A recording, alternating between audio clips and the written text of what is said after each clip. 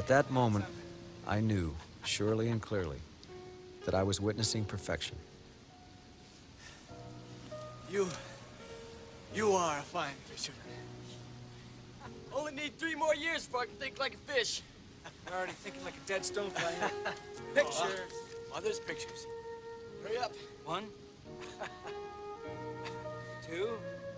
My brother stood before us, not on a bank of the big Blackfoot River, but suspended above the earth, free from all its laws, like a work of art. 3.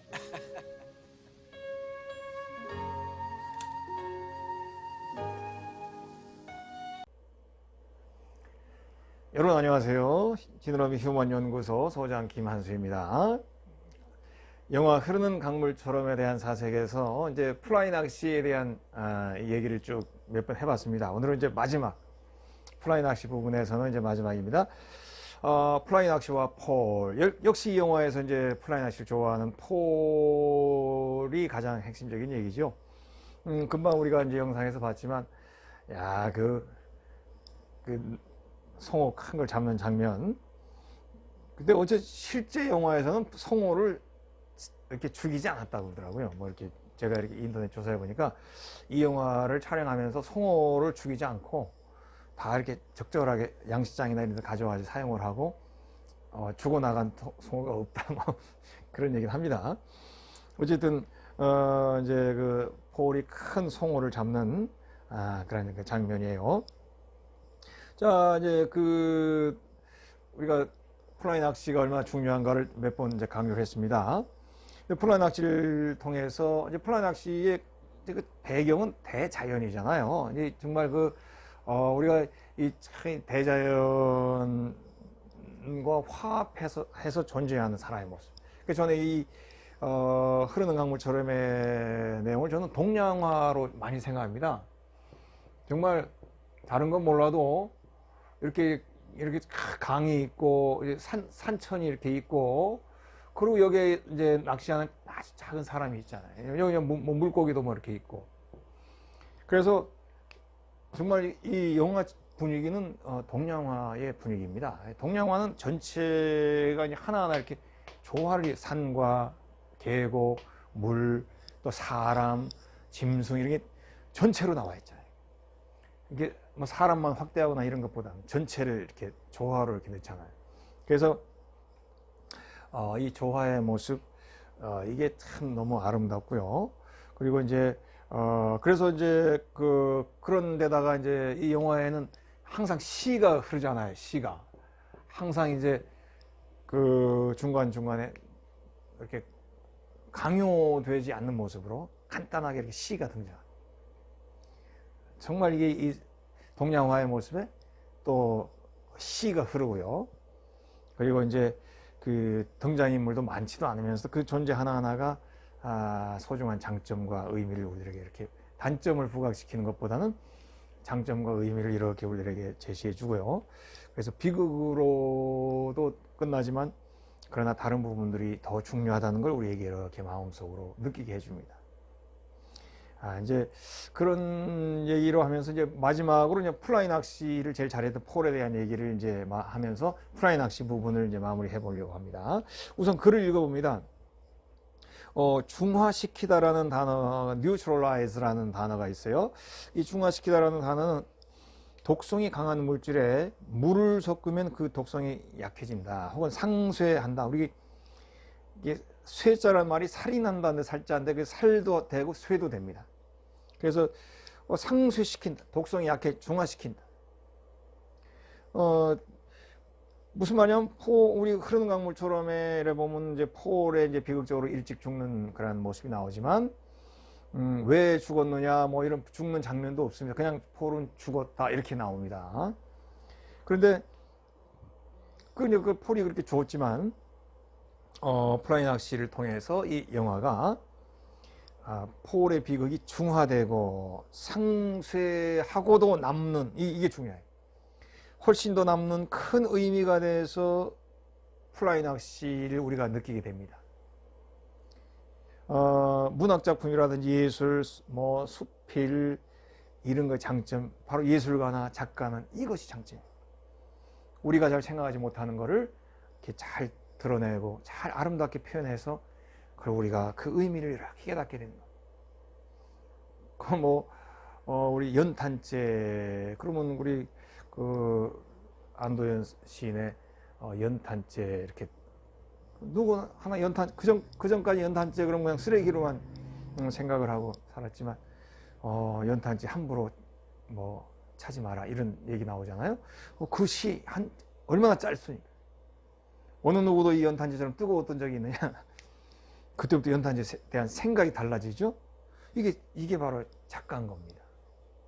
그래서 정말 산천에 진달래꽃이 피어있지만 우리가 김서월의 진달래꽃 그 시를 읊으면서 진달래꽃을 의미로 이렇게 품잖아요. 그런 것처럼 영화에서 플라이 낚시는 폴의 비극을 중화시키고 상세하고도 훨씬 더 남는 큰 의미로 다가옵니다. 제가 중요하게 생각하는 서편제가 있습니다. 거기도 보면 이 소리꾼의 어마어마한 예술의 세계를 우리가 어떻게 알고 살았겠어요? 몰랐죠. 그런데 이 작품을 통해서, 이 영화를 통해서 우리가 소리꾼이 얼마나 그 소리를 위해서 노력하고 수고하는가, 정말 위대한 예술의 세계라는 게 뭔가를 우리가 이렇게 깨닫게 됐잖아요. 이게 예술의 힘이고 작품의 힘. 그래서 영화 흐르는 강물처럼도 그 내용을 통해서 우리들에게 플라이 낚시를 단순하게 레저 스포츠가 아니라 어떤 철학이나 의미로 생각할 수 있게 만들어주는 그런 큰 힘이 있더라, 그런 얘기입니다. 자, 이제 이제 다음 글을 보겠습니다. 그런데 이제 결국 이제 그 주인공이 죽잖아요. 그러면 이제 그 비극이냐? 비극만으로만 생각하지만 이 영화를 가만히 보면 그렇지 않다는 걸 느낄 수 있죠. 우선 우리가 이제 일상적으로 유명인들의 그 비극적인 종말을 맞이하는 이야기를 많이 듣습니다. 뉴스로 듣기도 하고, 또 사고를 일찍 하기도 하고, 또 정말 그 NBA에서도 최고 마이클 조던, 그다음에 르브론 제임스, 지금 르브론 제임스고 코비 브라이언트, 르브론 제임스, 이렇게 연결되는 놀라운 신화적 존재. 근데 코비 브라이언트 아깝게 먼저 정말 딸과 함께 운동 연습하러 가다가 헬기가 떨어가지고 우리보다 먼저 세상을 떠나죠. 얼마나 가슴 아픕니까? 그런 그 뉴스로 접하기도 하고, 또 어떤 예술가는 약물 중독이라든지 또는 자살하기도 하고, 이제 이런 이들의 죽음과 비극의 사건이 있었지만, 그런데 그때는 또 슬퍼하고 하지만 조금 지나고 나면 그것을 비극의 테두리로만 생각하지 않습니다. 왜냐하면 그 사람의 위대한 예술과 업적과 삶이 있기 때문에. 그래서 만약에 마이클 잭슨이 죽었을 때 장례를 한다. 장례는 기본적으로 슬픔을 애도하지만, 그러나 그 사람이 밟아왔던 예술의 세계를 쭉 잠시 돌아볼 때는 다 웃습니다. 즐거워합니다. 또 코미디언이 죽었다 그러면 그가 웃기던 얘기할 때 또 웃습니다. 장례식이. 왜 그렇습니까? 죽음만이 다가 아니기 때문에 그래요. 비극만이 다가 아니기 때문에. 그 사람이 남겨주었던 발걸음, 그 사람이 살아왔던 그 삶의 내용이 소중하기 때문에 비극에만 빠지지 않죠. 그래서 중요하다는 거예요. 그러면서 이제 또 이야기 봅시다. 흐르는 강물처럼 속의 폴은 그런 위대한 족적을 남긴 유명인은 아니죠. 그냥 무명으로 시골에 살다 간 청년입니다. 근데 시골 마을 청년이고 낚시를 좋아하고 글쓰기를 좋아하며 살았지만 술과 도박으로 비운의 명을 달리한 사람이에요. 그러나 폴의 이야기가 다시 글로 쓰여지고 영화로 조명될 때 폴은 또 다른 의미로 살아납니다. 당시 그의 죽음은 비극이었지만 시간이 더 많이 지나고 보니 늙으면 다 세상 떠나는 것이에요. 단지 한 50여 년 먼저 간 것을. 그때는 그 비극이 너무 크게 다가왔지만 세월이 흐르니까 그가 떠난 일도 잠시 전에, 시간이 흐르니까 먼저 떠났다는 비극보다는 그 존재가 어떠했는가라는 의미가 더 중요하더라, 그런 뜻이. 그렇게 생각할 수 있는 단계가 또 중요하죠. 흐르는 강물처럼이라는 이 글을 통해서 이 작가 노만 교수는 폴의 그 비극을 예술로 아름답게 다시 재정립했고요.